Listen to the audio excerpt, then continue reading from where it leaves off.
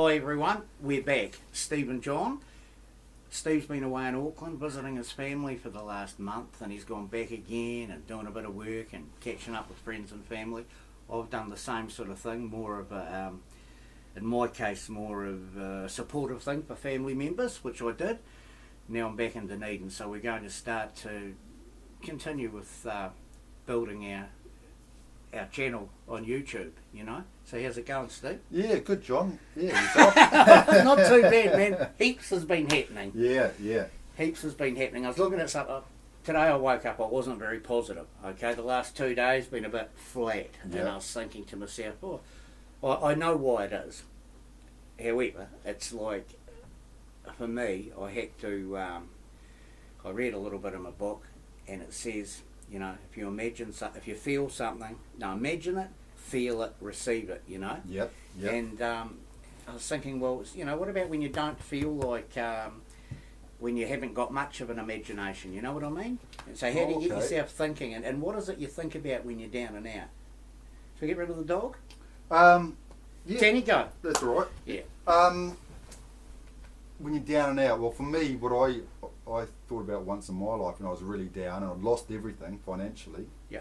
And I started thinking, to what do I have? Be happy for what I've got. So I had to start thinking, what do I actually have in my life to be grateful for? And what did you have to be grateful Well, first of all, I had my health. Yep. I had youth on my side back then. Yeah. Going back, you know, a few years now. I had my trade, I had my skills, I had my family, things like that. So there's lots, you know, you really start thinking about it, there's lots of things you can be grateful for. I had a roof over my head. What about your imagination though? How do you imagine stuff? Like, what do they mean by that? You know, imagine it, or feel it, imagine it, receive it. Well, I guess feel it in your heart, hey? A knowing, isn't it? Sort of a... And knowing, what about the imagining? What do I imagine myself visualising. doing? Okay, so do you know how to do that?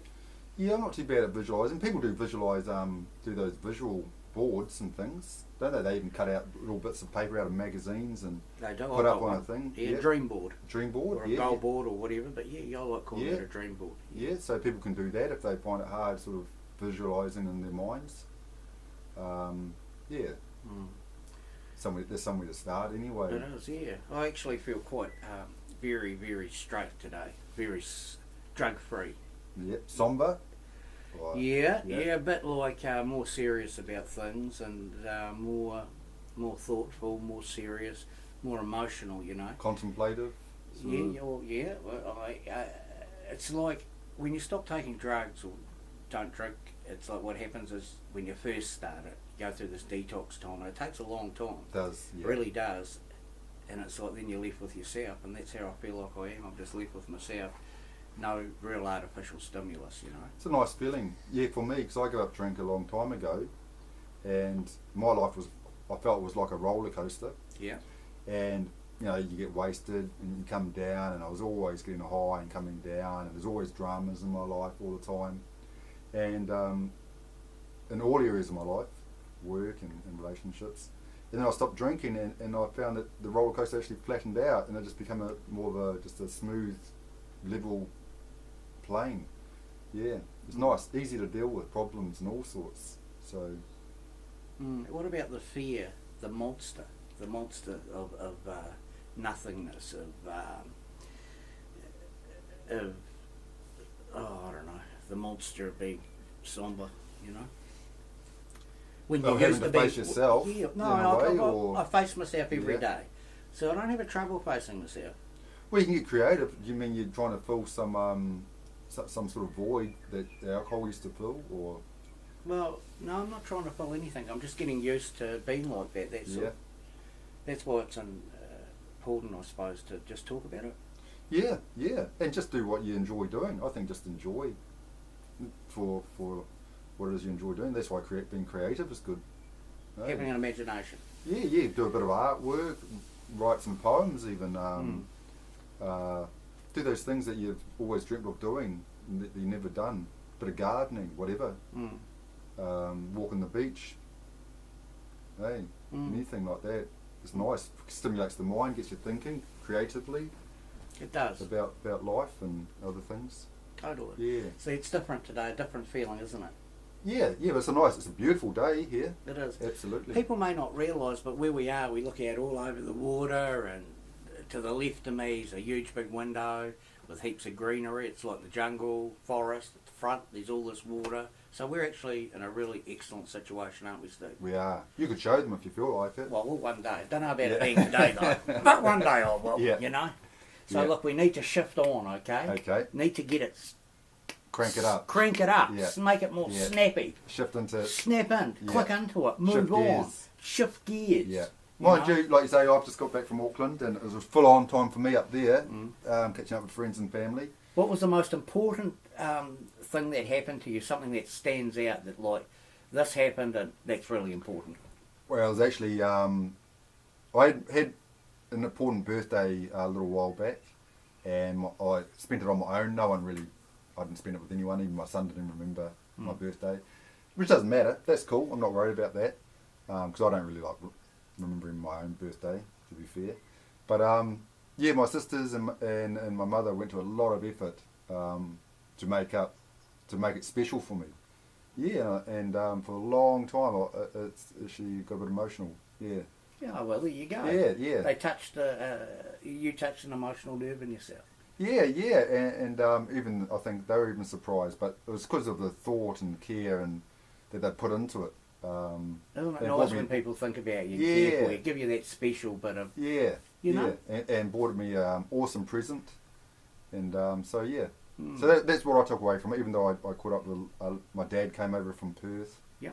Caught up with me and my son, and yeah, caught up with heaps of people. It was good, just a good time. But I was busy. It was full on. I did some work up there and other things. So yeah, yeah, no, it's a story. yeah. And yourself? What? What's something significant that happened to me? Yeah. Well, in the last Well, month. Yeah, well, I spent quality time with my son. Say 98% of the time was excellent, you know, really special, high grade time. Awesome. You know? 2% was, you know, not as useful, but like, you know, it happened anyway. And you don't spend a lot of time with your son, is that Oh, right? yeah, I used to Or- have him every holidays. Yeah. Before that, I'd have him every other weekend, I think, or every weekend. Yeah, but recently. Not for the last 2 years. He's Yeah. had a girlfriend and Okay. stuff like that. So they get older, you know, and people move on. I mean, Yeah. in my own case, when I left home, I think I only ever stayed there once again before my parents died. When I Right. was 30 or something, you know. Right. Yeah. So it's not unusual for children to move and not to see your parents regularly. Yeah, and they go through that stage too, don't they, of rebelling. I was saying to my son, "And you turn into a rebel, mate." What do you say? He said, "No, Dad, I'm not doing it." I said, "I think you are, Mm. but yeah." It's not So- too bad having a rebel in the family. No, he's all right. Eh? He gets a bit cheeky. Yeah. Yeah, He's young, isn't he? How old is he? He's 12? he's 11. 11. 11. Yeah, Yeah. yeah. So oh, that's nice. So Yeah. you caught up. So it was all to do. Both of ours was to do with family. Yeah, all to do with family. That was really good. You know, a friend of mine's dying. That's not so good. It's like I was just there for my son to support my friend who's dying. You know, Yeah, and before I left, there was, you know, things a bit chaotic all around here. Different stuff happening as well. So it was like good just to leave it and then come back. yeah, And I've come back and it's taken me a little while for things to settle down, for me to get back into the groove of things, you know. And slowly I feel myself getting back into that groove, and, you know, it'll happen. yeah. Absolutely. Well, good things take time, as they Yeah. say. So It's interesting having a clear head. yeah, Really Yeah. interesting. Oh, it's been a while, you know. yeah, So it's like the old plug into the universe is good. I'm needing to remember to do that more. yeah. And I was at this guy's place the other day. He's a 70-year-old chap, and he's a early morning drinker. Okay, I just went to visit him. yeah. Okay, double vodka first thing, so to speak. Is he Russian? Is he? No, he's not Russian. But anyway, he said to me, he said, "Why do you put your hand up like that?" And I said, "Well, it's free, and it's just plugging into the universe, mate. I'm an expressive person, Yeah, yeah. and hey, it's a way to communicate. It's like, why not communicate with something if you know you're going to get something back from it?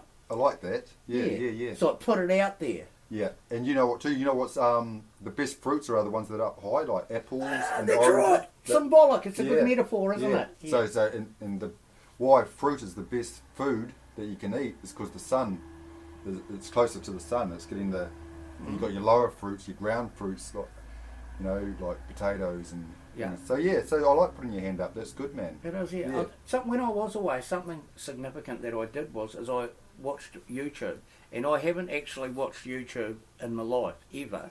Though I've done this with Steve, I've never watched it. I watched it through a PlayStation, you know. Oh, okay, yeah. Like it was on a TV screen, and you type in the Rolling Stones. Right, I was Or when whoever- yeah, in when the I was- last month. yeah, right, yeah. right, awesome. And so I really had a good look. So YouTube really is like the internet visually, isn't it? Yeah, and what people are doing too, they're tuning out of TV and mainstream media, because we know it's all bollocks, and they are now doing basically reality shows or live shows even on YouTube, which I follow. I've got a few channels that I follow. Yeah, I watched the Dead Ferengi. The What's Dead that? Fereng. That's what Thai people call white people that go to Thailand, Ferengs. Oh, okay, yeah. And I looked up all the streets in Thailand because I've never been there, you know, Yeah. and the red light areas and all that. It was a really, really interesting experience. Yeah, yeah. Looked up Rolling Stones, Elvis Presley, the Beatles, Led Zeppelin, AC/DC, all the Awesome. music stuff for days, you know, that was great. Then I looked up people, as you said, just like we're doing, sitting here, and I was thinking, we're not so bad. No, there's a lot of rubbish on there, and you'll find a channel that you'll resonate with, and you'll get something out of. Yeah, and hopefully people get something out of this. They've also got they had a woman there saying, people would write her letters in there, and she'd go, okay, I'll tell you how to make a woman orgasm. Okay, And yeah. this is here's another one, the top 10 How do cheapest you do places that, for mate? sex. That I didn't go right, I got, Yeah. you know, I just moved on pretty much. Yeah. Not that I wouldn't want to watch it, it's just that I was watching other stuff, you know. I was Yeah. just going through everything, a Yeah. little bit of everything. Saw heaps of stuff on Donald Trump and funny stuff as well as serious stuff. And for a minute I thought, oh God, they're invading. Then I realised that they were just doing war games, the Americans with the Yeah. South Koreans. Oh, okay. And so people can really manipulate the news and say stuff. And the problem with all that, from what I've seen and from myself personally, is that there's so much fear mongering out there. There's distractions that takes you away from yourself and your own personal growth, spiritual growth, or whatever you want to look at. And so people will look into the war, and they'll look into all the conspiracies of everything. And sure, most of them are probably true, but they'll go down that road or down that rabbit hole, and they'll go down there for years, sometimes even, and then they'll come back out and just realise that was just a waste of time because you haven't grown as a person, and you just and a lot of it's false too. A lot of I think that World War III and all this is just a fear mongering thing. That's never going to happen. There's never going to need to be nukes, in my personal opinion, because why would they nuke the world? Destroy the world that they can't even live in themselves. So to me, it's all fear. I saw some fear-based. really good documentaries too, like on water, like on corruption.